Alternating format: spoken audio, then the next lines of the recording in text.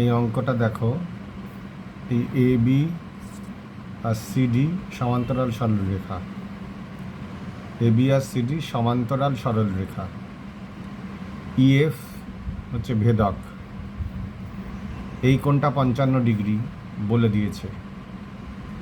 ঠিক আছে, এটা 3-এর এর অঙ্ক। কোষে দেখি 8 চ্যাপ্টারে 3-এর এর অঙ্ক। এ বি সি ডি সমান্তরাল, এই দুটো সরলরেখা সমান্তরাল, ইএফ হচ্ছে ভেদক, এই কোণটা 55 ডিগ্রি। এই কোণটা 55 ডিগ্রি হলে এক্সের মান কত হবে?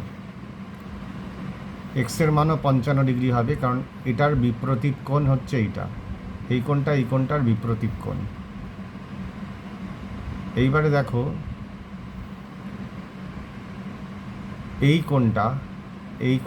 কোণটা একান্তর কোণ, এই এক্স আর এই কোণটা একান্তর কোণ, তাই তো? তাহলে এই কোণটা কত হবে? 55 ডিগ্রি। তাহলে এই কোণটাও 55 ডিগ্রি। ঠিক আছে, এই কোণটা 55 ডিগ্রি হলে এই কোণটাও 55 ডিগ্রি, কারণ এটা একান্তর কোণ। আবার আরেক দিক থেকে দেখলে এই কোণটার অনুরূপ কোণ হচ্ছে এই কোণটা, এই কোণটার অনুরূপ কোণ হচ্ছে এই কোণটা। তাহলে এটা 55 ডিগ্রি হলে এটাও 55 ডিগ্রি।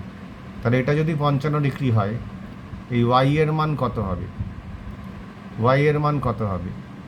180 ডিগ্রি থেকে আমি বাদ দেব, কারণ এই যে এই পুরো কোণটা, এই দুটো, এইটা আর এইটা, এই দুটো কোণের যোগফল কত? 180 ডিগ্রি।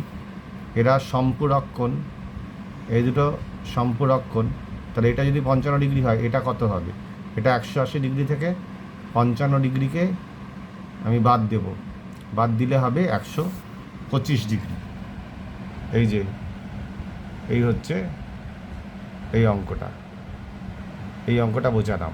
ঠিক আছে, এই অঙ্কটা ভালো করে দেখে নাও, এই অঙ্কটা বুঝিয়ে দিলাম।